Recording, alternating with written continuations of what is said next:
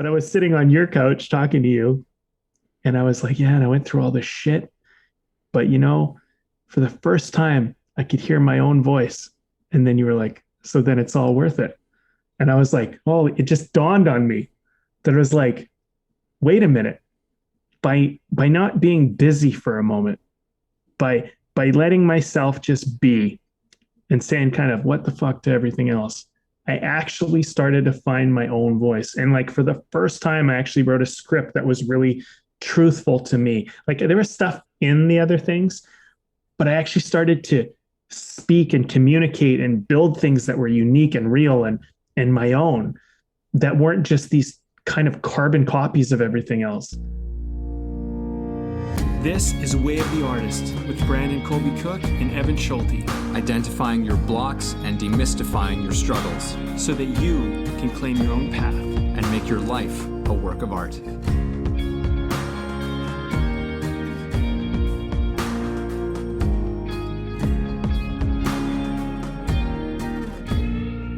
Hey, welcome everybody. Welcome to another podcast here with Brandon and Evan. Just doing our thing. Actually, this podcast was kind of inspired a little bit by Christopher Walken and a quote that he had. And, might do his voice in a moment. But the title of this, people. The title of this is, I'll be damned. When doing nothing is the best move. Anyway, so yeah, when doing nothing is the best move. This is kind of, we kind of took his quote and we kind of pared it down a little bit. We kind of worked with it, had a bit of a conversation about what this might be. And it kind of, to start this conversation off, I think it's good to note that this was kind of something that we want to, we actually kind of found that like it's an acting lesson that actually applies to life. And the origins of how this kind of conversation came to be was, for myself personally, there was something that I was struggling with. I was kind of, to just give a little bit of content or detail about it, I was laying there in bed. This was kind of like after I'd had a bit of a nap and, regroup myself, and I had some things that I wanted to do. And I'm laying there in bed and I didn't feel like getting up to go do them. And in my mind, I'm like, yeah, but you should, you need to, you're supposed to, you have to, all these things. And then, but I didn't want to, and I didn't feel like it. And I was trying to force myself and just do all these things to like get myself up. And then I was like, well, okay, well, maybe I want to order some food. And then I'm like, well, I don't really want to order food. And it's like, and I was just fighting and battling myself. And there's kind of I think a problem with forcing yourself to do something because you think you should, or you think you have to, or you need to, or you're worried about the consequences if you don't. There's, as Evan, you kind of pointed this out before our conversation started, it's like you're trying to use fear to give yourself the motivation.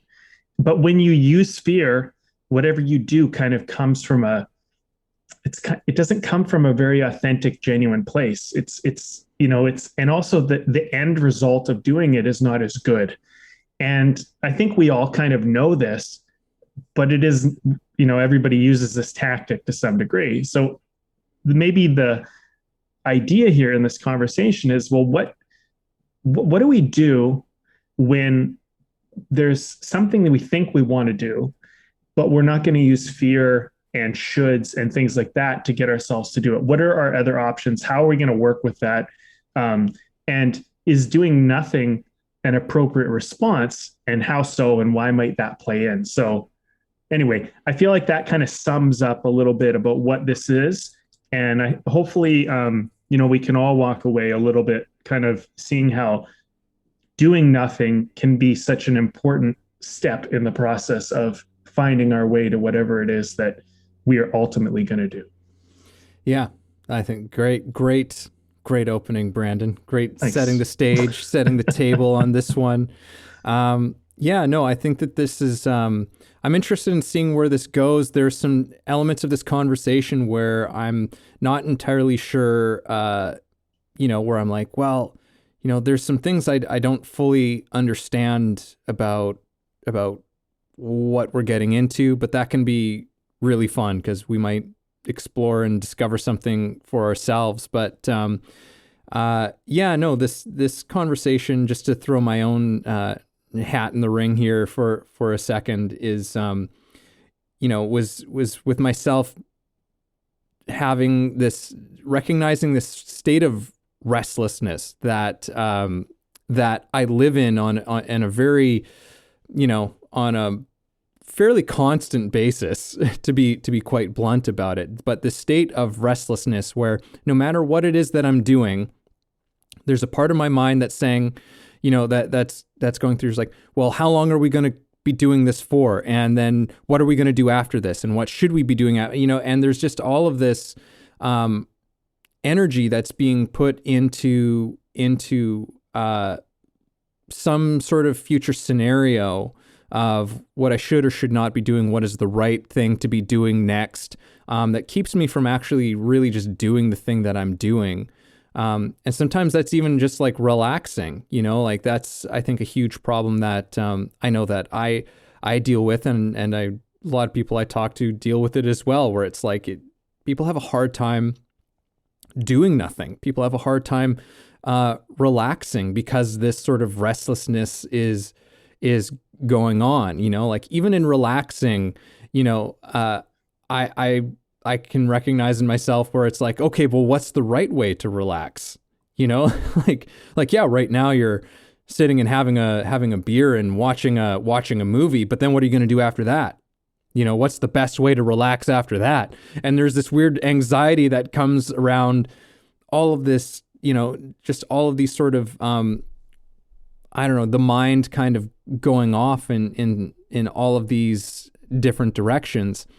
And, as you're saying, like sometimes fear and guilt and whatever, that can work on some levels to motivate us. But we should really, I think that what I really want to bring into this conversation is to call into question whether that's a way that we want to continue to find motivation. What are the limits of that as a motivation? Is there a better way for us to be motivated, and a better way to take action? And this sort of doing nothing, how is inaction sometimes the best action to take? Because we're conditioned, we're brought up in a culture of like, well, you got to be doing something. Like, what are you doing? What are you doing? What are you doing? What are you doing? What are you doing? What are you doing? It's no kind of wonder that so many of us find ourselves in this situation of being like, oh, like I got to be doing something, because if I'm not doing something, then that means, I'm not good enough. I am not enough. All of this. There's a whole spiral of things that usually go along with that.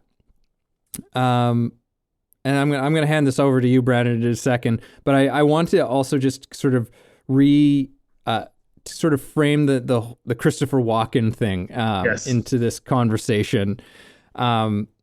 So as Brandon mentioned, there's sort of we're using this thing, that a story about Christopher Walken that has sort of fueled this conversation, or we're centering this around. And I don't remember who it was, but it was a young actor I saw doing an interview at some point in time. And also, to be honest, this is not necessarily something exclusive to Christopher Walken. This is sort of a piece of wisdom from the acting world that has been around for a long time. But in this one situation, this young actor's on set with Christopher Walken, and Christopher Walken says to him at one point in time, like, if you don't know what to do, don't do anything. And it was sort of this great piece of advice that this actor had taken. I'm going to hand it over to you, Brandon, to kind of unpack, what we believe that he means by that little nugget. Mm.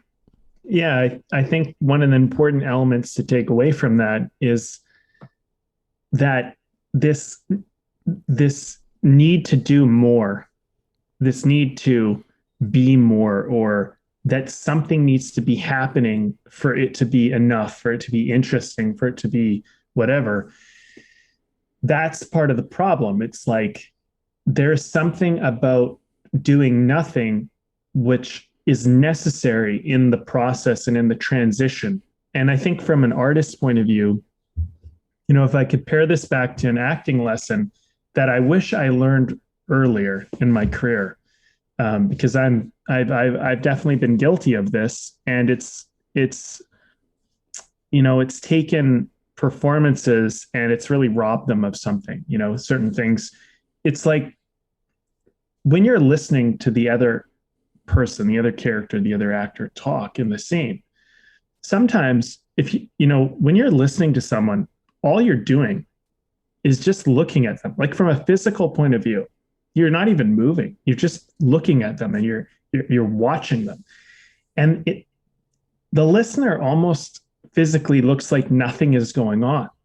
But behind the eyes, in their mind, when they're really listening, there's a whole world of stuff that's going on. They're taking in the context of what they're saying, the actual data. They're taking in how they feel about it. They're taking about what that means about their relationship, the situation, all of this stuff. And you don't need to do anything other than let that happen, let that come in and enter.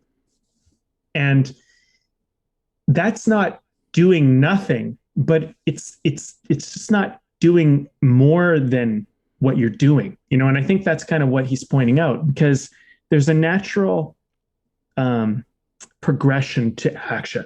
So an analogy that we actually talked about before the call, and I think I'll just bring it up now because I thought it was pretty good. You were talking about, if you're lost in the woods, you don't just start running in a random direction and being like, I got to get somewhere. I got to get, if you don't know where you are, the worst thing you can do is start moving in a direction that gets you further away from where you might be, So the best thing to do is to stop, to look around and assess your surroundings. Try and get some type of bearing as to where you are, and that might mean, that might look like nothing, but there's a lot going on there. And to take that analogy a little bit further, you're standing there looking around, and you realize, hey, my view is obstructed. I can't see the stars or the moon, and maybe that would be helpful. So, you move over between another area so you can get a gap in the trees, and then you can kind of see, okay, well, this is what's happening in the sky. Or maybe you're just next to some type of obstacle, like some type of cliff or some type of thing, and it's hard to get around. And you decide to move to navigate around that. That action is motivated and driven and clear. You have purpose behind it. So the doing nothing leads you to a very purposeful, poignant, important action. But if you just act for the sake of taking action, you rob yourself of the natural progression from one to the next. And not only is it not true and inauthentic, it actually robs the next moment of being true and authentic, because you got to the next moment, which might have been fine to get there, but you got there by means that are not good. And I think this is kind of the thing, is when we force ourselves to do stuff, or we do it through fear, we're getting ourselves to somewhere by an inauthentic means, which make that next moment inauthentic in essence. So we're trying to extract that part of this and allow for that nothingness to exist, so the organic process can occur, right? And this is not just in obviously acting. This is in life. This could be being lost in a forest, or this could be building your business. Who knows?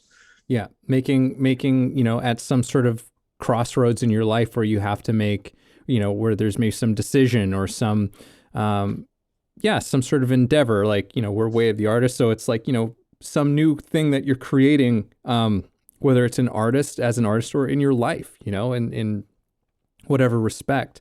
And, a word that I also want to bring into this is confusion, because you mentioned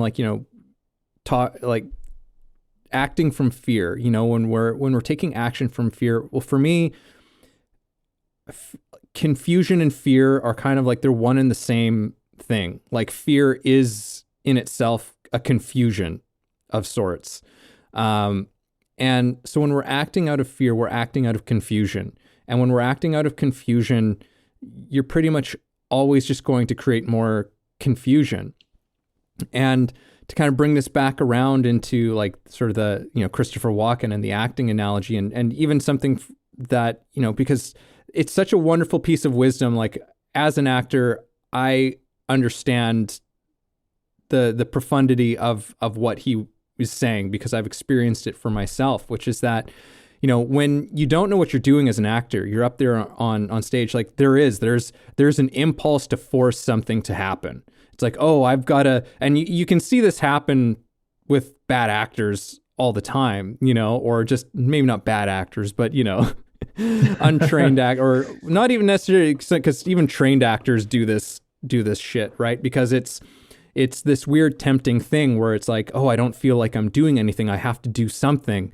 And you'll see an actor just kind of, do something like get angry for no fucking reason whatsoever, like you're like, I got to make something happen. I got to be interesting. I've got to give a brilliant performance. And so I've got to, and it almost always, whatever you do out of that space as an actor, always comes out as shit.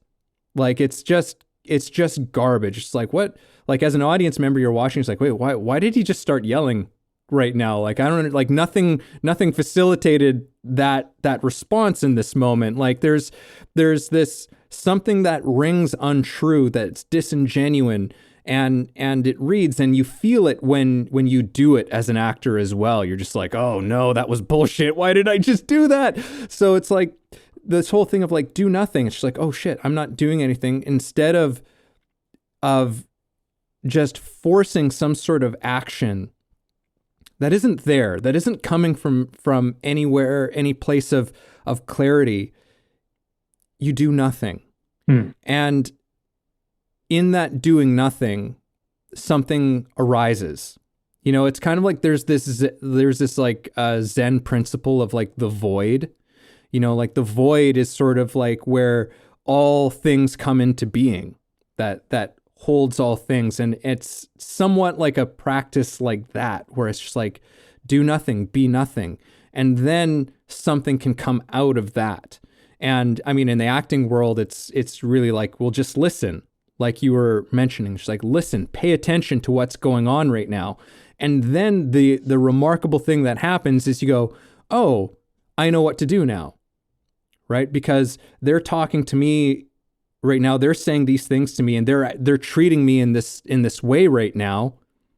And so now I know how to respond. It reminds me of there's this terrific.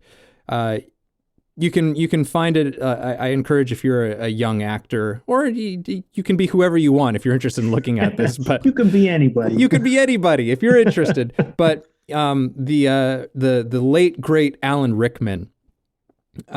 He did this interview where he's talking about acting, and he said, like, really, he's like, the only thing I'm looking for in an actor is the quality of their listening. Like for him, that is the whole thing. He's like, because what I say, how I say it, and what I do is completely incidental to what you're doing, to what the other person is doing. And it went even further with that in saying that he's like, the whole idea of an actor in their bedroom planning out how this whole scene is going to go, he says, is a complete farce to me.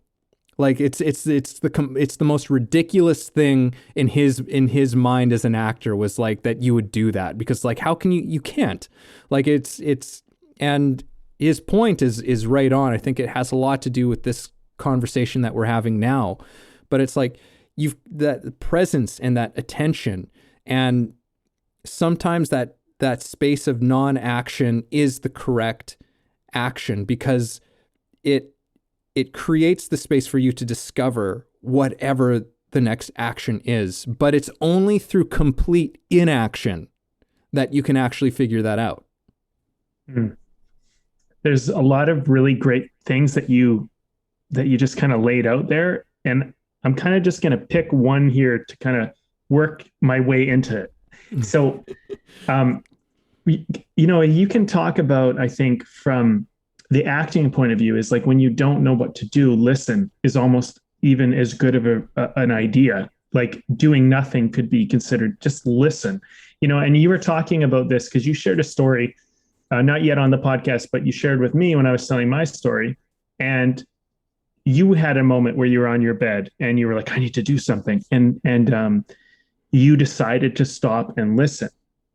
And I thought that was such a powerful that was such a powerful thing that really helped me kind of have a shift, because it's like, I'm going to stop and listen to myself. I'm going to let this happen here, like laying on my bed. And it's almost meditative. It's almost just being really present and really honest with that moment, which helped you to in that particular story, like move on. And I was going, yeah, when I was struggling the other night and I was having trouble kind of making my move to the next task I should do, I wasn't listening. I wasn't just letting that happen, because this whole thing that's going on inside of me is like, I don't want to get up. Like, I don't want to do this. That's all a battle. That's a fight, right? But if I stop trying to do anything and I just like, okay, I'm having a battle, like, let's hear it out. Let's play it out. Let's let it happen. That actually helps me find my way to the next move. And it doesn't have to be this like struggle. Now, to pair this in to something that I think kind of relates is like, so Muhammad Ali, right, who's a boxer, one of the best boxers in history, if not the best. He was known for having very quick punches, but he was also known for being somebody who could dodge a punch and really be very elusive. In fact, something he did when he was a kid was he used to get his brother to throw rocks at him so he could dodge those rocks. And that's something that he practiced doing. So an interesting thing about boxing and a punch and a reaction. A punch will always be faster, like from a professional to another professional. Take two professionals, doesn't matter how good they are, even Muhammad Ali. The reaction time between reacting to a punch and actually throwing a punch, the punch is always faster, substantially. So if you put them next to each other, you should get hit every single time.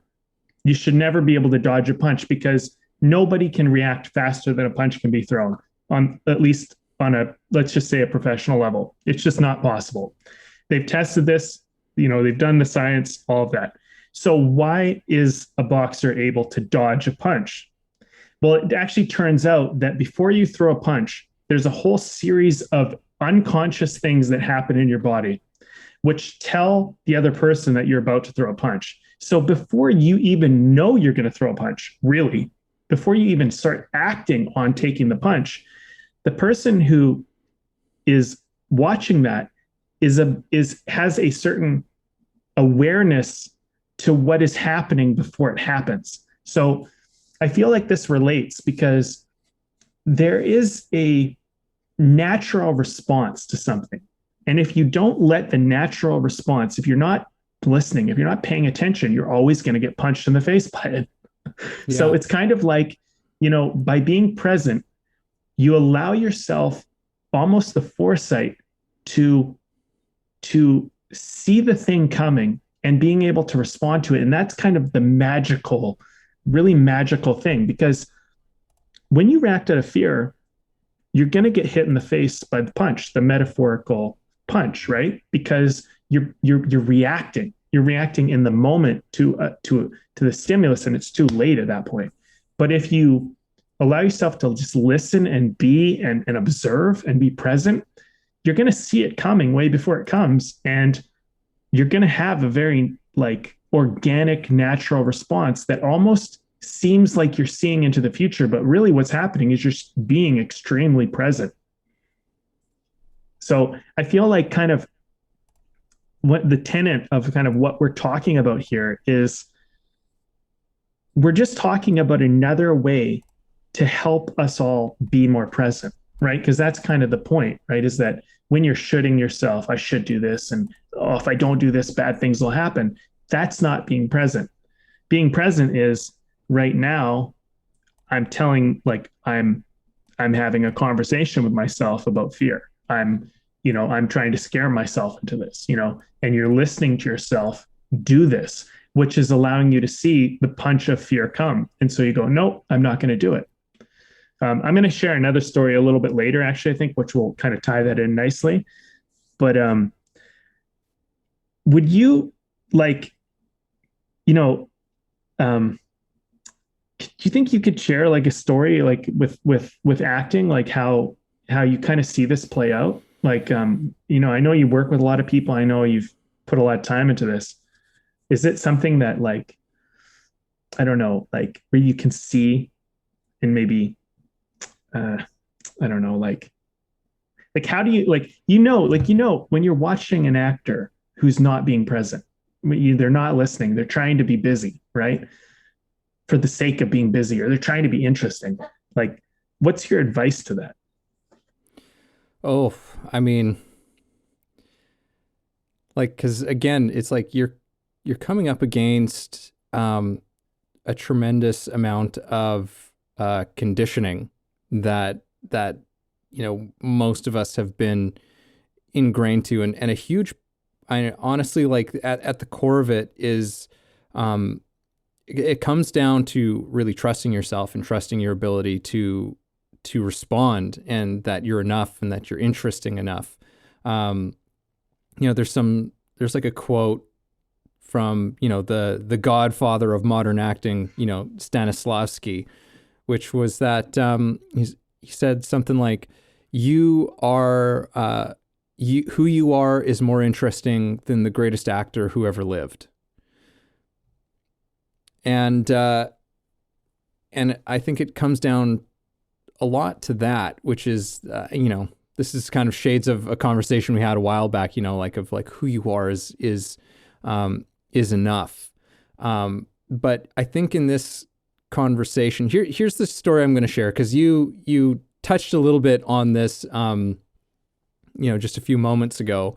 But like I was just like a few weeks back, I was just sort of like lying on my bed, just sort of meditating and just kind of chill and relaxing. And I caught my mind doing that restless thing of like, well, like, what are you going to do after this? Like, how long are you going to lie here, Evan? Like, how long are we going to lie here for? Like you could, and it was a weekend. So it was like, there was nothing that I had to do. It was just but it was like, well, you could watch a movie that you've been meaning to watch. You can, go at like all of these things. And there was this, there was a sort of anxiety that was coming up with that. And a lot of the time, most of the time I take the bait. Like the ego kind of gives us this bait, which is like, it's pretty much always like a lose-lose scenario where it's like, you either do this or you do this. And no matter what, you pick one and you feel like shit because you didn't do the other one or something, right? Like, it's like, you choose to do the responsible thing and do the work. And then you're like, yeah, but I'm missing out on, doing this thing. And it's like, okay, well, if you decided to do the other thing, then you go, it's like, yeah, but you're skipping out on your work now, right? And it's like you're screwed no matter what. And this is a trick that our minds play on us that is, I think, is very important, not only for myself, but for a lot of us to become aware of. Anyhow, it was showing its face to me in this moment of just relaxing. And I took a moment to just sort of recognize that, like, well, what's wrong with where I'm at right now? Like, I'm really actually quite calm. I'm really actually quite just like, feeling very peaceful and relaxed.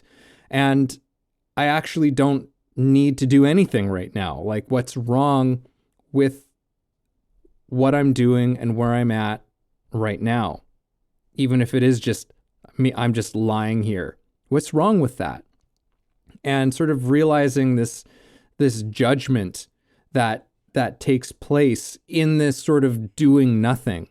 But if my state of being, if my state of well-being is actually quite high. And in fact, the only thing that was disrupting my state of well-being in this moment was my thought that I could be doing something else, or that maybe I should be doing something else. That was actually the only thing that was disrupting my peace of mind in that moment. And once I recognized that, I would, was able to just sort of let that go and just be like, no, I'm actually totally good just to lie here for however long I lie here for, right? And then eventually it was like it in that space of just being kind of calm, the right action kind of after that followed. It just sort of naturally came. And to me, it's very much still part of that sort of acting lesson of listening, right? Like it's, and I love that you had brought that up earlier in the conversation, because it's so much to do with listening. I would argue that nothing and listening are also synonymous with each other, and not just like, again, listening, as just like our sense of listening, like our singles. Like I have, like in my acting classes, I use the term listening with in a very broad kind of way. Like listening is also looking, it's attention, it's curiosity, it's seeking understanding, it's openness, it's complete openness, and it's awareness. It's listening is all of these things. Even in that metaphor of you're kind of lost in the woods and you stop to get your bearings. Well, it's like you're listening in that moment. You're listening to your whole environment. You're listening to your whole instincts of your body, your whole intuition, your whole whatever knowledge that you might need in that moment that could pull you out of that situation. It's suddenly you create the space for what is actually useful and helpful to actually rise to the surface, as opposed to just like having, a bag full of cats, rattling around up in your cage. You know what I mean? I do. I mean, I think that it's really easy to get caught up in the bait, as you put it. It's really easy to get caught into that. And then that's kind of the problem. It's like, once you're going to get into it, you keep taking the bait, and then all of a sudden you've like done your day, and your day wasn't done with like joy and connection and clarity and presence. It was kind of done out of this obligation and fear. And I think everybody's experienced that to some degree. I'll share a story, because I think that this is an interesting thing that happened to me this weekend. So I wake up, this is like just a couple nights ago, 2-3 nights ago. I wake up in the dead of night, like 4 a.m. and the fire alarm is going off, just, I'm like, holy shit. Right. So you wake out of dead sleep. The first thing that happened was I was like definitely in the middle of REM, like dream sleep. And I wake up and I'm kind of like looking around going, okay, what's going on? Okay. Fire alarm's going off. Okay. I'd never heard the fire alarm in this building before. And that's the fire alarm. Okay. Fire. All right. Well, first thought in my head is like, yeah, I mean, someone probably accidentally set the fire alarm off. Probably not a big deal. My first response is probably not an emergency, but let's just kind of figure out what's going on. So I get up, and I'm on like the 18th floor, like top of my building pretty much. And I walk out to the deck. I open the door, and the moment I open the door, just like smoke, like heavy, heavy smoke. And I look out on my deck and I can't see anything. It's just smoke all around me. And at this point, I'm like, holy shit, the building's on fire. Like I'm in the middle of a fucking fire. And I'm like, and I'm thinking, okay, this has got to be like a unit under me, because the smoke is so thick and so strong.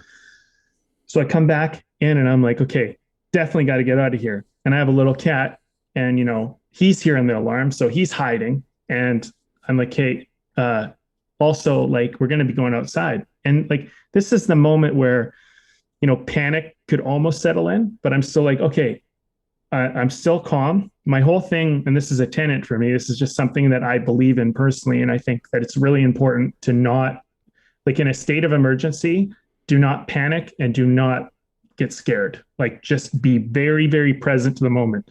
And at that moment, I was like, other than smoke, I'm not in danger. Everything's okay, at least for the moment. So I go to kind of get my cat. And first of all, he's kind of like scared. So it's harder to get him. I like crawl under the bed and all that.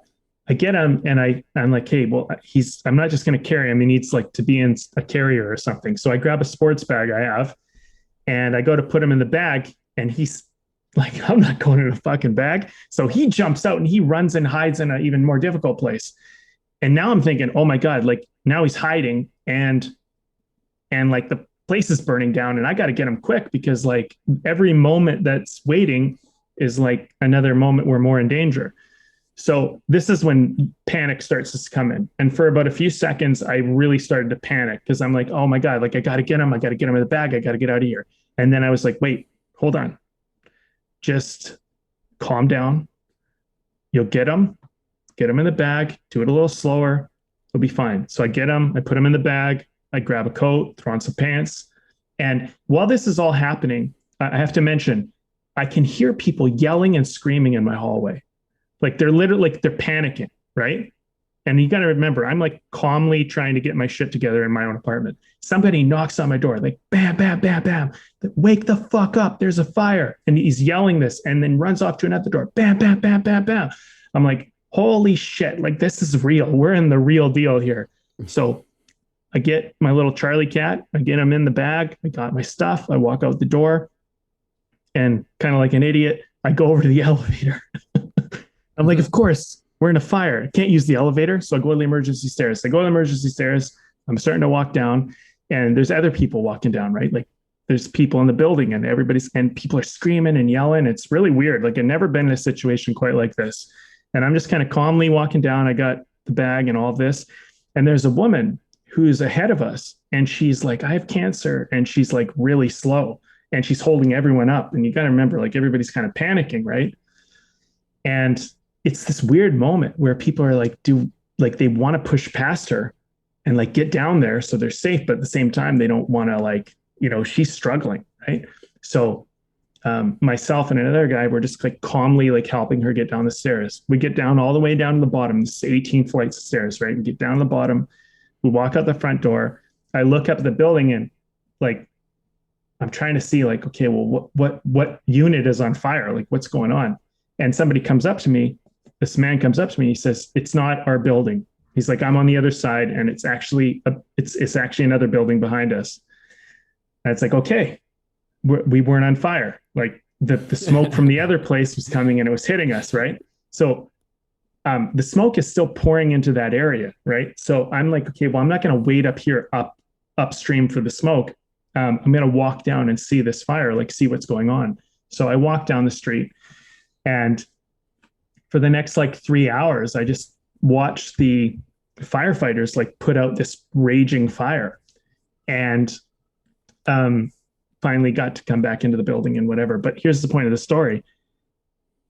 Every moment that I was going through that was very intense. But what I kept reminding myself in every moment was I'm not in danger right now.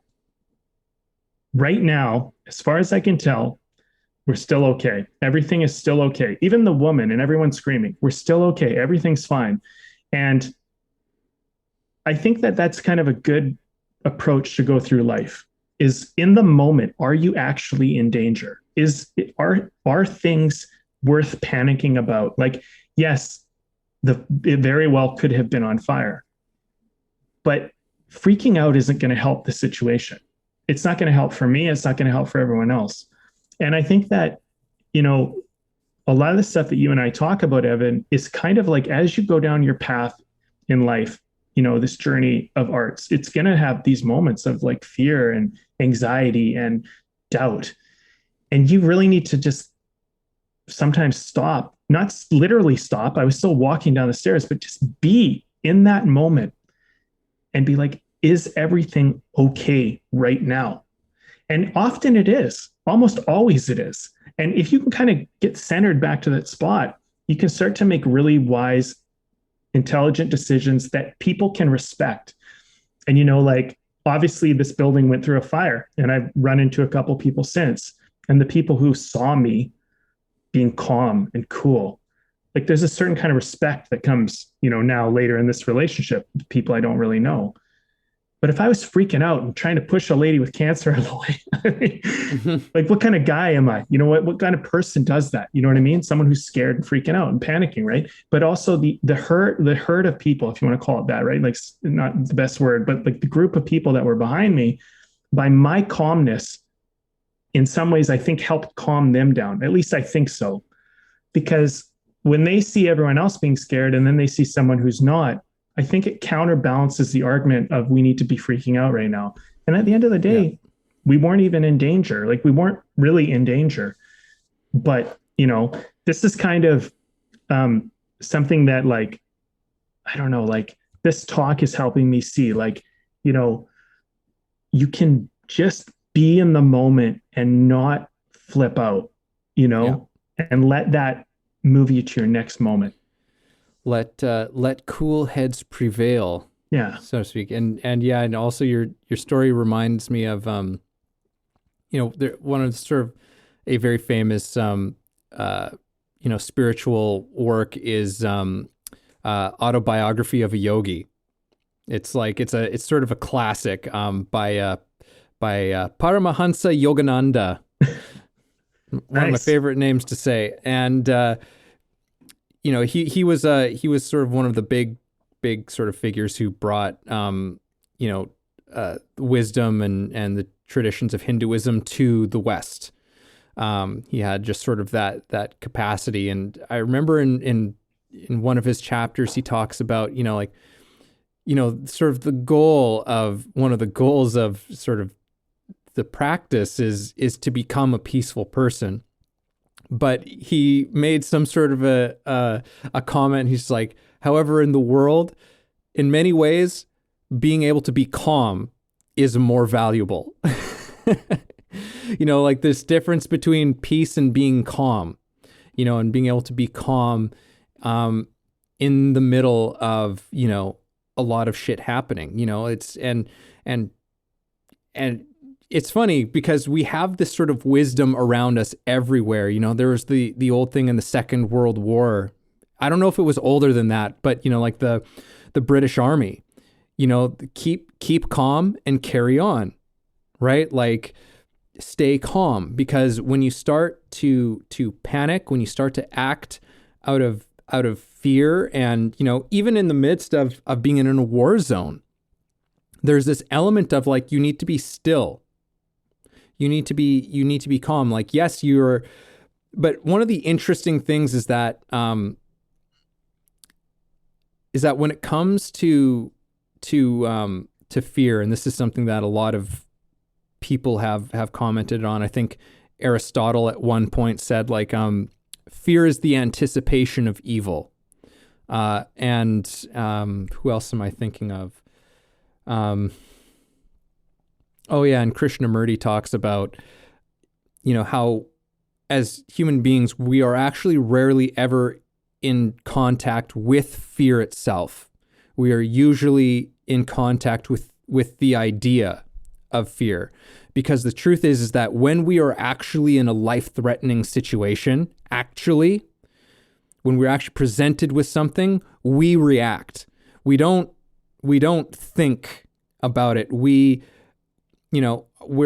sort of wire ourselves just like, okay, it's fight or flight. You're either like you don't have time to think about how scary this situation is. You are now in a moment where you are simply acting, and you're either, defending yourself or whatever from what it is, or your body's coursed adrenaline into you so that you can run run like crazy or whatever the situation is. So, there's something about that that's very interesting as well, where it's like in an actual scenario, the kinds of scenarios that we are afraid of and that we have fearful fantasies about in our day-to-day life, when we are actually confronted with such scenarios, we're not confused. There's very little confusion that's actually going on. We act immediately. And I mean, I don't necessarily know how that pertains to this conversation, but I find that to be kind of a fascinating thing. I think that there's something about motivated action, which is kind of what this is kind of coming around to, and you could argue that every action is motivated, but Mm-hmm. Yeah, but what is it being motivated by? yeah, what is motivating and why is it being motivated? And I think that it's kind of one of those things where it's like, I don't think we want to go through our lives motivated by fear and anxiety and dread and all of these things. I don't think that is the kind of life that we really dream of living. And at the end of the day, it's like, look, there's going to be a lot of things that are going to get you out of bed in the morning. A lot of different things could do it. But what do you want to get you out of bed in the morning? And there's a lot of reasons why you should pursue or could pursue or might pursue your dream. But why do it? Like, and these are important questions to ask. And that's why you got to listen, because if you're doing it to like prove something to somebody, well, that might be very motivational and that might drive you a long way. But do you want to spend the rest of your life doing something to prove something? Or do you want to do it because you really enjoy it and you love it and it's fun and it fulfills you? And I mean, the answer is obvious when you stop and think about it. So I think like a lot of this conversation is about giving yourself a breath to be like, okay, what am I going to do? And if it's, and giving yourself room to be motivated by something other than those base things like fear and anxiety and stuff. So yeah, it's like a higher level of motivation. And, something we've talked about a lot, and I just want to throw out there is like, maybe you just let curiosity be the thing that drives you, as opposed to like, it's so much better. It's just such a better option than fear, where it's like, for me, I think about when I got out of my bed and I'm like, okay, shit, fire alarm. Okay, fire. Like, that sounds so silly, right? Because it's like, obviously, fire alarm, fire, Brandon. Like, it's like, well, no, like I woke up dead out of sleep. I was probably in the middle of a dream. But I remember waking up and being like, okay, that's the fire alarm. That's my fire alarm. Okay, great. Like there was this moment of like, let's see what's actually happening. And then I walked out to my deck and opened my door and I looked out the deck because the next curiosity was, well, let's get a visual of what's actually happening here. If you were trying to say, write this scene as a writer, or you're about to act it, you might think, well, the first thing I would do is run out the door. And it's like, no, if you're really being present, that might not be the first thing you would do. The first thing I thought was, this is probably a false alarm, because most fire alarms I've experienced were not real. So my first thought was, this is probably a false alarm. And then when I walked out on the deck, I realized, nope, this is not a false alarm. This is set off by real smoke, heavy smoke. So there's information you gather as you move along. And if you listen back to my story, it was all perfectly motivated. But it was motivated for the most part by curiosity of like, at least in the beginning, of like, let's figure out what's actually happening before we make any decisions. And I think like with an acting scene or writing a scene, it's very much like that too. It's like the characters need to catch up all the time, and when writers try to skip that step, they try to like force them into action and like, this will be interesting and exciting. It's like, yeah, but that's not actually how it would probably happen. One more thing, Evan, we had Ted Whittle on, and Ted Whittle was one of the best acting teachers I ever worked with. And he used to do this exercise where he would get you to play out a scenario. And he'd be like, okay, you forgot your keys, or you don't know where your keys are and you got to go to work. And you would act out that scene. It wasn't written or scripted or anything. And you had to kind of, in your mind, trick yourself into forgetting where you hid your keys. But the way you thought you would do it, and then the way you actually end up doing it when you're looking for your keys, is very, very interesting. But it's just looking for your keys. But you kind of like check a drawer, you like look through it, okay, they're not there. But then you like go back to that same drawer and you check it again because you're like, maybe I didn't see it. You know what I mean? Like there's this process of motivation that's very like, I didn't dig deep enough. I need to dig deeper. We do these things and they're driven from a place of assessment and curiosity and wonder, and those things bring life into us, and they bring life into an acting performance. But I want to say that they bring life into our life. Mm. There was a lot of things that that you said that I really was in. I was digging it. I was digging it, Brandon. Cool. I thought you were just gonna say I said a lot because I did, but yeah, no. Because I do want to point out that it's like, in this incident that happened with, this fire that was going on, there was, you called it curiosity. And again, it's like, it's listening, it was listening to what's going on. It's like, okay, there's smoke. Okay. Where's that coming from? Okay. Like there's this sort of assessing what's going on, this listening for, that allows us to guide our action. And something else that you said as well, which was, giving yourself that space of being able to do nothing and to just listen.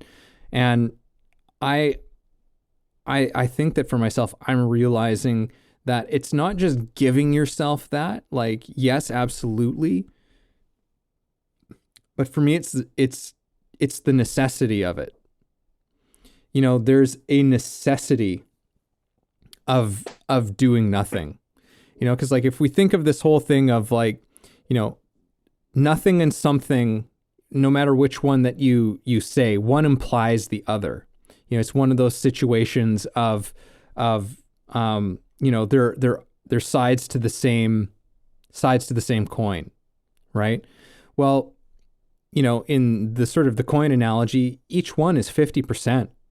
One gets the same half amount of space as the other half does. You know what I mean? But how much I don't believe that we operate that way. We, I think, operate on such a level of like doing something, or at the very least, even when we're doing nothing, our minds are constantly doing something that don't allow that sort of nothing to actually occur. So, I mean, that's something that's really dawning on me with this is just the necessity of being able to do nothing. I mean, really, like, I think that's one of the things we're recognizing in our world. Like when you look at something like, how much meditation, something like meditation is becoming, considered more and more an important part of, our health as human beings, like, for having that sense of well-being.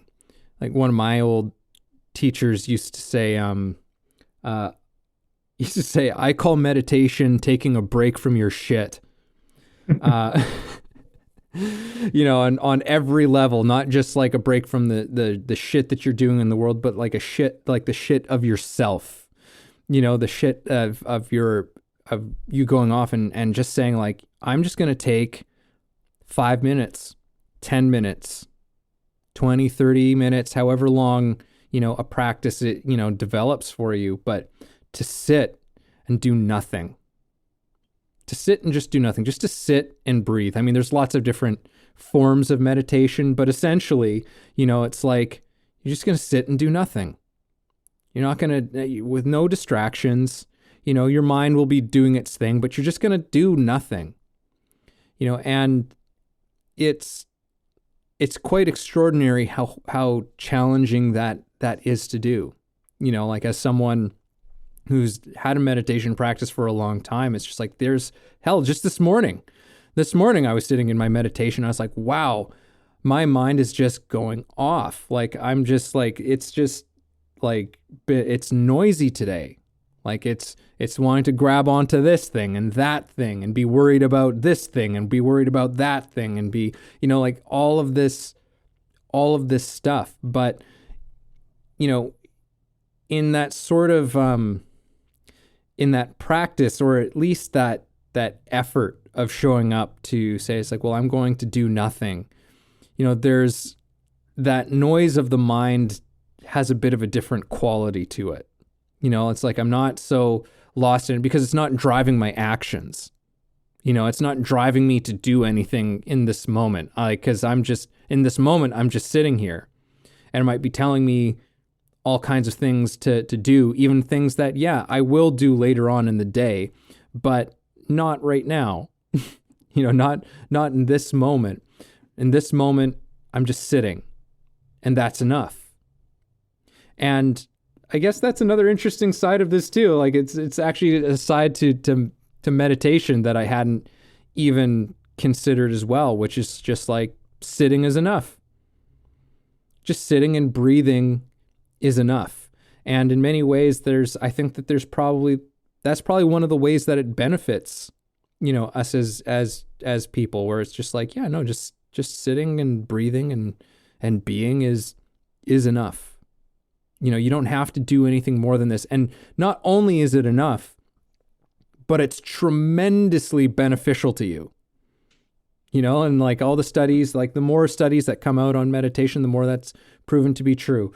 How much it helps with stress, how much it helps with stuff like heart disease and like, I don't even know all of the sort of that data on it, but like it's incredible when you look at like what they've discovered meditation actually does for your health. And it's nothing, right? Yeah, it's a commitment to nothing.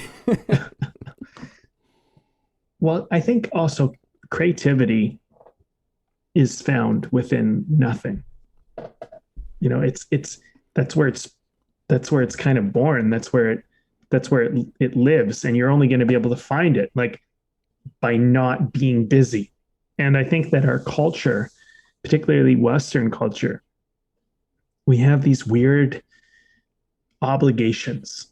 I don't even want to call them values, because I don't even think they are for most people. But we have these obligations to be busy all the time, to always be up doing something, what are you doing? What are you up to? What's going on? It's always something, right? And it's like, no wonder you don't think you're creative. No wonder you don't think that you have something inside of you to offer, because you're so distracted all the time, being busy all the time, and this like avoidance of being with yourself, which is so integral to creativity. And also like, another thing is hearing your own voice is such an important part of the artist journey. And you got to be quiet to hear that. And a lot of my life, well, at least for a good portion of it, I really was like into the personal development, kind of road. And I really was like gung ho about it. I'm like, yeah, if I just keep reading these books and learning these things, I'm going to be self-improvement. I'm going to be the best guy I could ever be.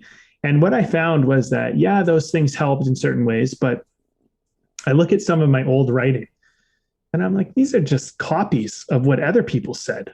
This is not my voice. This is just shit I read out of books, and I've kind of compiled it in my own way. And I'm just spitting out the same fucking shit that everyone else says. There's nothing unique about it, and there's nothing special about it. And people would kind of like it and give me a pat on the back. But like at the end of the day, I look at that and I'm like, but that's not really my voice. That's not really me. I'm just the guy that gathered a bunch of information, and now I'm sharing it in a way. And like, maybe there's a service in that, and maybe that's kind of nice. But there was a certain point where all of that self-help shit just didn't make sense to me anymore. And it all kind of led me down a road where I was like, but I did all the self-help, and this is where I ended up. Like, what the fuck? And things that are unexpected. Like, yeah, I succeeded and I made lots of money, but also like I lost friendships, and, I ended up in a toxic relationship, and, I put off things that were really important to me, and I didn't value certain friends who were really, really, really good friends the way that I just couldn't see it, because I was so worried about being better and being good enough. And so it put all that stuff into question. And I remember I was sharing with you the story. I remember it so vividly because what you said, but I was sitting on your couch talking to you, And I was like, yeah, and I went through all this shit. But you know, for the first time, I could hear my own voice. And then you were like, so then it's all worth it. And I was like, oh, it just dawned on me that it was like, wait a minute.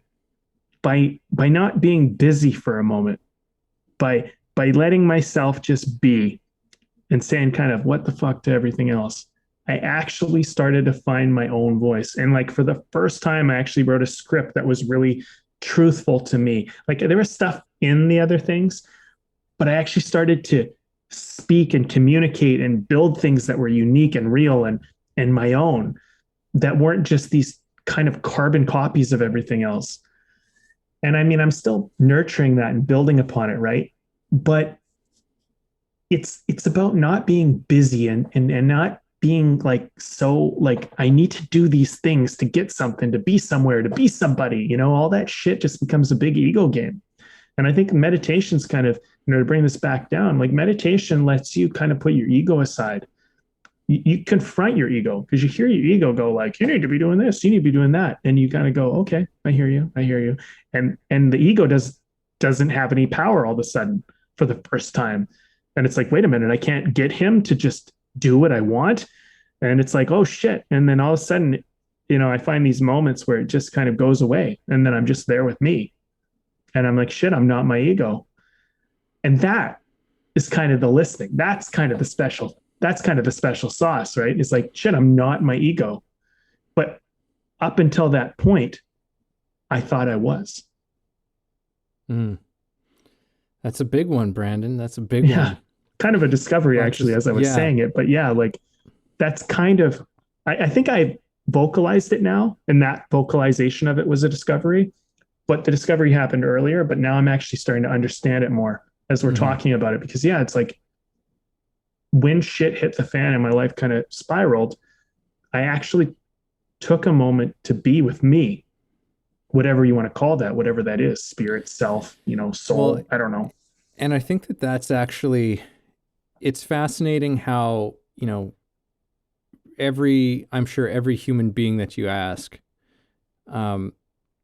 has faced at least a moment, if not many, where we're just sort of given circumstances where we're forced to stop, where we're actually just forced to stop.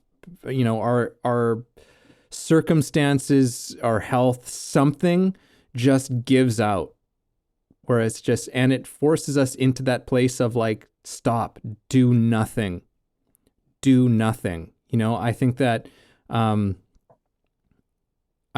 many of our illnesses are kind of a result of it. You know, like was it Jim Carrey or something? I think Jim Carrey in like a video that he did, he was talking about depression, and that depression is deep rest, and it's deep and sort of alluded to like deep rest from yourself, from the self that you've been, this image that you've been maintaining, this person that you think that you are, that you've been trying to hold up to the world, and now it's failing. You know, for some reason the whole thing is crumbling down. And you know, maybe you know, which is why I think, you know, we get so clinical the way that we talk about a lot of things, you know, in our world today. But, you know, sometimes I think it's valuable to bring a little bit of like, you know, poeticism back into these things, you know, of like being blue, you know, or like, you know, maybe the depression that you're feeling is actually that moment where you're lost in the woods, and you've realized that you're lost in the woods, and now you're just stopping. You're stopping to just take a look around you. Where are you? You know, and in our lives, I think it's just like, you know, what that doing nothing is sort of creates that space for us to say, well, what is this actually about?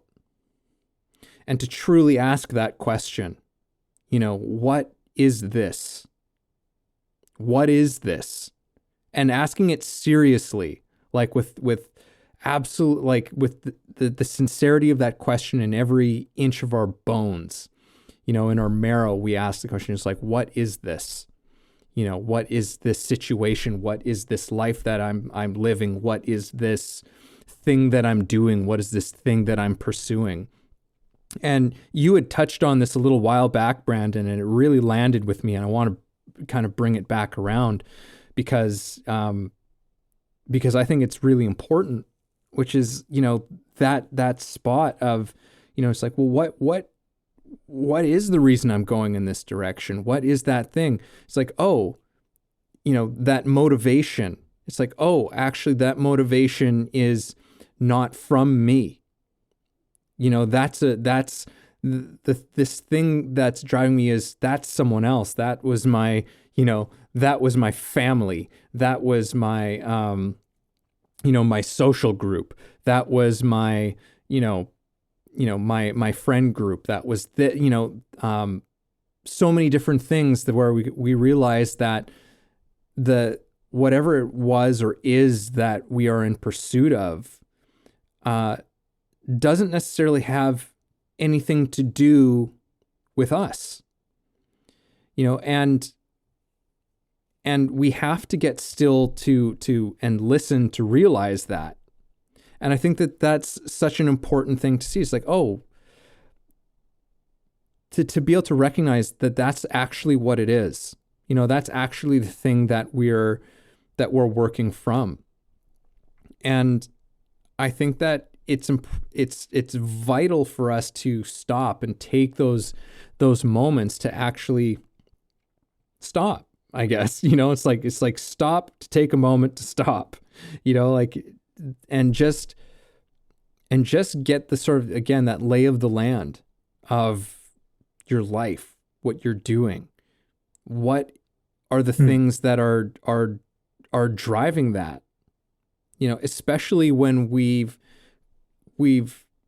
discover that we're in a situation that is making us deeply, deeply unhappy, something that's making us, that's causing, suffering in our lives. And it's just like, well, what is this thing that you're pursuing? What is that suffering, that you're going through? And you might discover that the reason why you're doing something isn't a good reason anymore.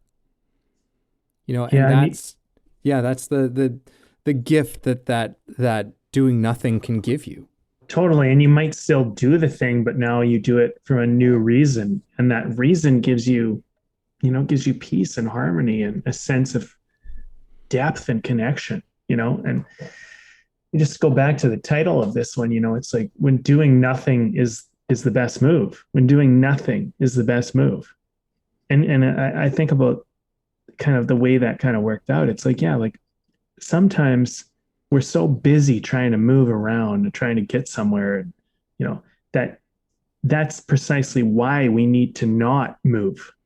The move is to not move. The move is to stay, is to stand, is to be still.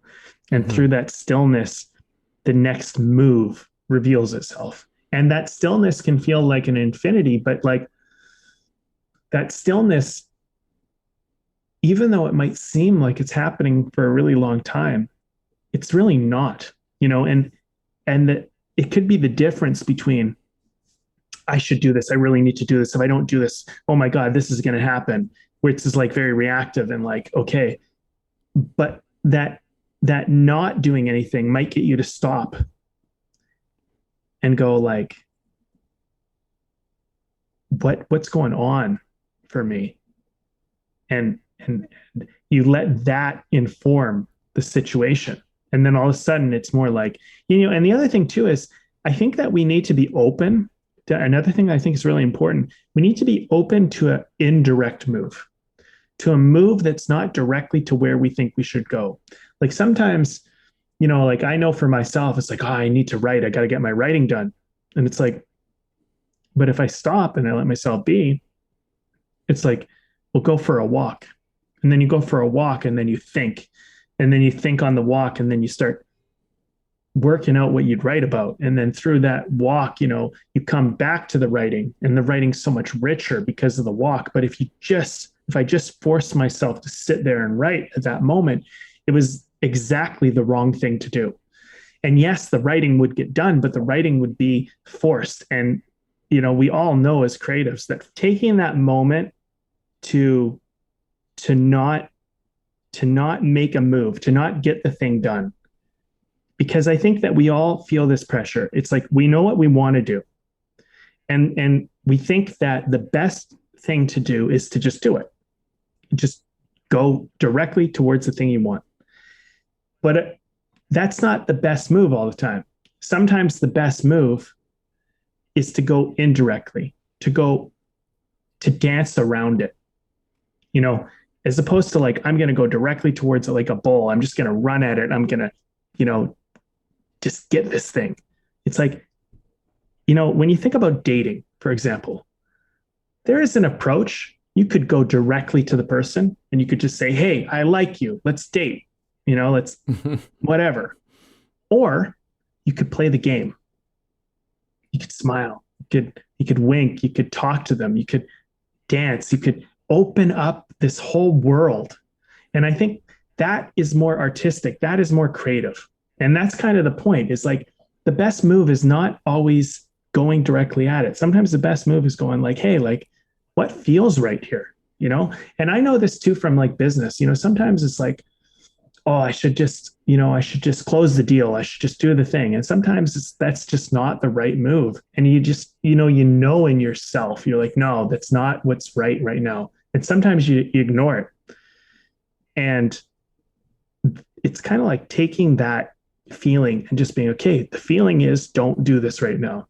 So you got to listen to that. And this is where the honesty comes in, because it's like, not because you're scared, not because, you know, but doing it just because it's like, this in my sense of self doesn't seem like the right action. And you got to trust that if your sense of self is kind of like that guttural heart thing is telling you, this is not what you want to be doing right now. You got to like listen to that and go, okay, that's not what I want to be doing right now. So what's the compromise? Maybe there's another way, and maybe it's indirect, and maybe it seems unrelated. But if that's really what makes sense, like let's at least try, you know, mm-hmm. And that at least helps you kind of see things differently and informs the next move. And I think the point is that there's a discipline in that. There's a discipline in not just going directly for what you want. There's a discipline in going indirectly. There's a discipline in seeing that there's an approach. Yeah. And that it's not just always about crossing the finish line all the time too. You know, I think that's part of it. There's so many aspects to this conversation that, you know, I feel like we could go further into, but you know, like we're already running, so like we'll keep talking for a little bit here, but you know, will we? You know, you I'm just giving you you brought up like some stuff around like you know, like really you know, we talk about like we have the law of the unknown, and to me that's like that has so much to do with this thing of like doing nothing. You know, it's like that's like do nothing and suddenly you're in this unknown space. You know, where you've kind of you empty your cup, so to speak. You know, you empty the cup so that it can be filled with something new. You know, like I think that's, you know, because if we don't, you know, it's like if you leave any you know, liquid in a cup for too long, you know, it's just like it becomes stale, you know, and flat and disgusting, you know, and you've got to empty it out. And also if you want to have something new, if you want to taste something new, you've got to empty the cup, right? Like it's, I don't know. I'm just trying some different. I like it. Trying some different things out, Brandon. Metaphor. But like, I think that's a good one. I think it works. You know, I was just trying to see how many ways we could take this thing. I'm sure there's more, but you know what I mean. Like, it's this nothing and the unknown are there's this really lovely relationship that's going on there, which is, you know, it opens you up into that space. And, as we've talked about with the law of unknown, how much it has to do with play and creativity and presence. The unknown brings all of these things with it because it demands all of those things to a certain extent, yeah.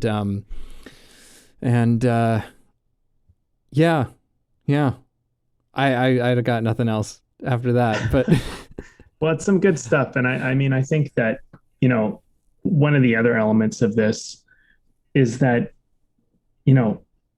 when doing nothing is the right move, it's like, or the best move, you could also rephrase that into when, like, creating space is the best move. Like, I think when you have space, like you get a new apartment or you get a new house or you get some new office, the tendency is, okay, well, I want to put a desk there. I want to put I want to put a couch there, a chair there, whatever. Right.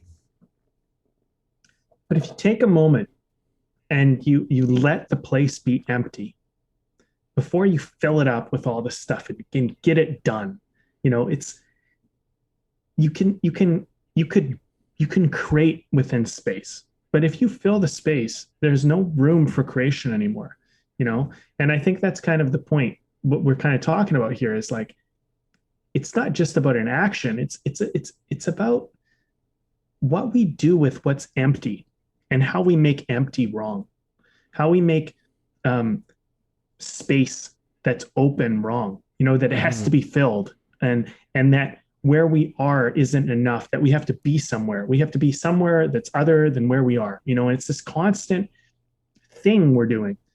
And I think, like, the point is let's have this moment right now. And if we were to honestly have this moment, maybe the next would just be obvious. And I think that's the point. I think, yeah, the next would be obvious. And if you quit fucking making this one wrong, I don't mean to swear, but I do. But it's like, stop making this one wrong. If you just let this one have its moment, the next one will be very clear and it'll be very true and honest, and you can act on that. But if you keep trying to get away from this one, you don't let it tell you, and you're constantly caught behind the eight ball in a sense. You're always inauthentically going down the path of whatever you're doing, Mm-hmm. So I love that you brought in the thing of like space, like of like, planning your space, because it's good. That's actually an analogy I remember from The Power of Now from Eckhart Tolle. It was a really terrific sort of visual where he's saying like space is again where something is created, and you look at a room, it's like, well, if just an empty room is just an empty room, but it's what allows for those spaces to become what they become. Like it's you put a few things in there and now it's a living room.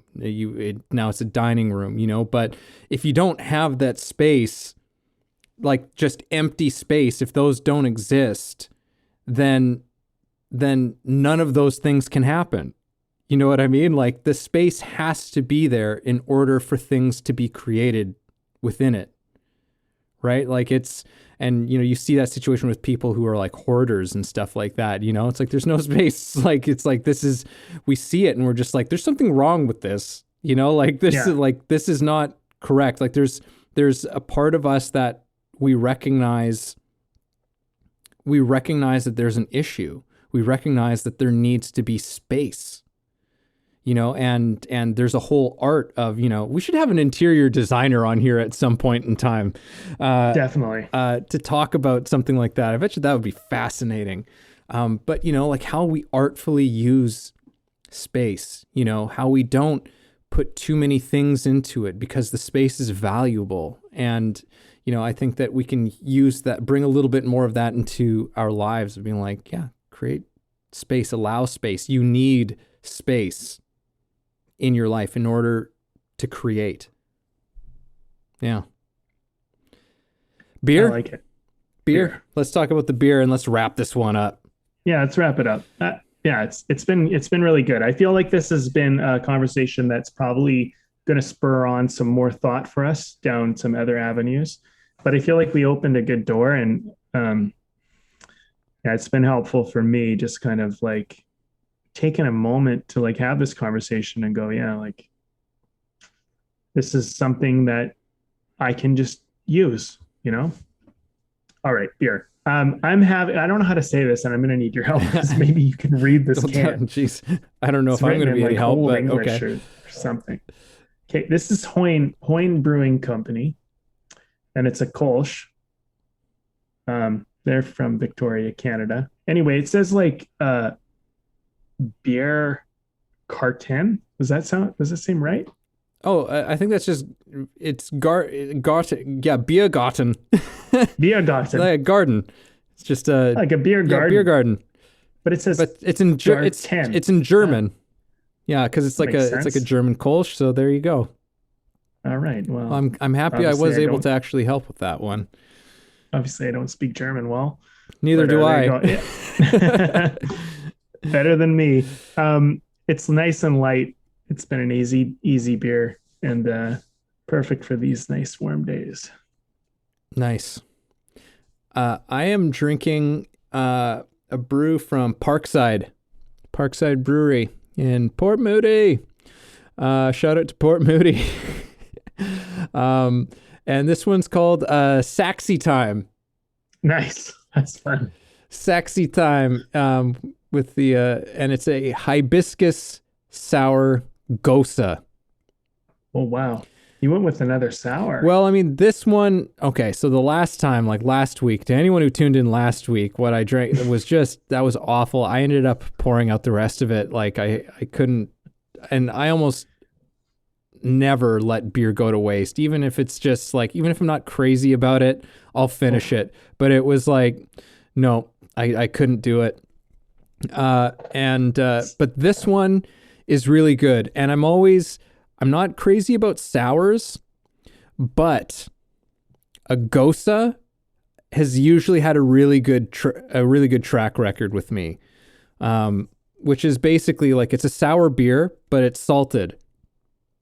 They salt it, and it cuts the sourness and it balances it out, and it makes it quite pleasant. And this one has been a very enjoyable drink for the podcast today. I was a little nervous, of course, from after last week, but it has served me well. Nice. Yeah, I mean sours are probably the hardest one for me. I there's a lot of them out right now, and I'm always like, hey, anything but a sour. Yeah. Anything but a sour. But you know what? There's been a few sours I've had that have been absolutely awesome. And I didn't really love IPAs when we started this whole thing, and they grew on me. So now I really like them. But maybe it's just a more kind of a thing that you have to kind of find your palate for. And Yeah. it's definitely a different. It's almost not even beer to me. Yeah. Sours most of the time. Yeah. They're did have hit or miss. I'll say this. I did have a cucumber sour, and I don't know who made it. It was a local brewery. Whoever did it, if anyone ever knows, write us and tell us, because it was this cucumber sour they did, and it was awesome. It was the best sour I've ever had. And I think because it was sour, but cucumber's like kind of mellow, and that made it was so refreshing, and it was just a delicious beer. I find like things that are like raspberry and stuff, it's just like, oh, too much. Like keep that away from me. It's just too strong and too sour. Sour on top of sour. Yeah. Basically, yeah. All right. Let's do it. Well, this has been a great conversation. I've enjoyed this one, and I don't necessarily know how I want to cap this one off per se, but it's really, this conversation has really, it's convinced me further to allow myself, and again, I'll use the word necessity, the necessity of doing nothing, especially in moments where where there's sort of the mind, the ego, however you want to talk about it or think about it, is in that space of just like that panicked, restless, should be doing something, should be doing something, should be doing something, should be doing something, like that sort of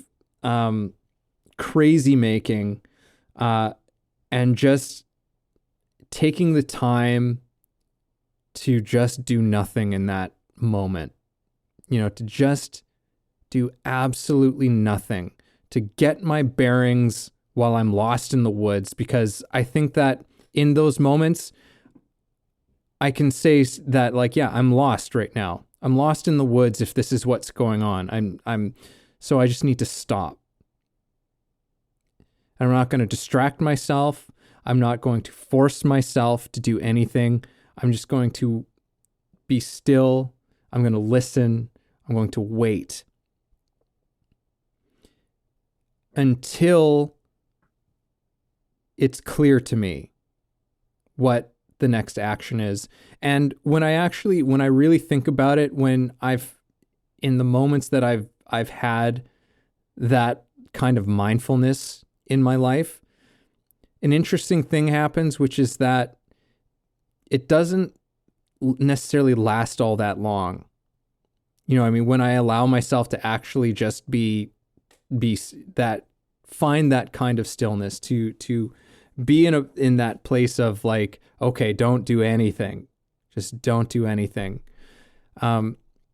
It doesn't last for that long, and I think that's maybe sometimes one of the fears or the things that we put up that resists doing nothing, which is just like, so what? I'm just gonna sit on my ass and do nothing all day. I mean, maybe, I don't know, but and maybe that's absolutely necessary, but very often the case is just like, maybe that stillness wasn't needed for that long. Like I actually just needed to do that for 10 minutes. Mm-hmm. I just needed 10 minutes for everything to settle down, for my mind to calm down, to not feel pressured to force to do anything. And then it's just like, oh, okay, I actually know what to do now. The clarity comes, just like, with Christopher Walken in the scene and in acting. It's just like, you don't know what to do, don't do anything. And you listen, and suddenly your partner's just told you what to do. You've gotten that feedback. You know what direction to pursue now, right? I think this is a powerful thing for us to do in our lives. And I think it's something that, we need to give this to ourselves more. I agree. I totally agree. And you know what? As I think about this, I realize like it's necessary. It's like a necessary thing. And I think that for me, at least personally, there's a chaos that goes on when I get into this place of like angst or anxiety or whatever it's going on. And it's like, part of it, the problem is the resistance. It's like I just am resisting the fact that I feel anxious, or I'm resisting the fact that, it's like, you need to do this, I don't want to do it. You need to do it, I don't want to do it. And it's this fight. And it's like acknowledging that I'm having that fight within me, and like, okay, like watching it, observing it. It's that, like, if you're not your ego, which is something that I definitely have learned in my life, I'm not my ego, I can step back and watch my ego battling itself, and have my ego be like one side of the coin being like, you should do this, you have to do this, you need to do this, if you don't do this, that's going to happen. And this other side of me, but I don't want to do it, this fucking sucks, I don't feel like it, blah, blah, blah, blah, blah. And that those two are battling it out. And I can step back and just watch that for a second and let that happen, and not be in it, not be in one of them choosing a side, and just being like, okay, have it out, And then those sides of my ego, whenever I do this, I know they just get tired out. Their arguments get boring and uninteresting, and I move on. And then that acceptance allows me to move on. And I think that's the key. It's like resistance gets you stuck in something, and then you can't get out of it. So this kind of like not letting either side of your ego win, not letting anything make you take an action that feels forced or even defiant. It's just like, I'm not going to do this because I'm defying. I'm not going to do it because I'm forced. I'm going to do this because I truly value it and want to do it, and it makes sense for me, and I feel a connectedness to it. So I think for me, I'm going to kind of walk away, and I'm going to give myself a couple of things. I'm going to give myself patience, care, and kindness as one. And if I was going to add anything else, is just the discipline to not take the bait, to just not take that bait, to just, okay, you're baiting me. I see that. That's fine. And I'm going to wait until that gets taken off the table. And then I act.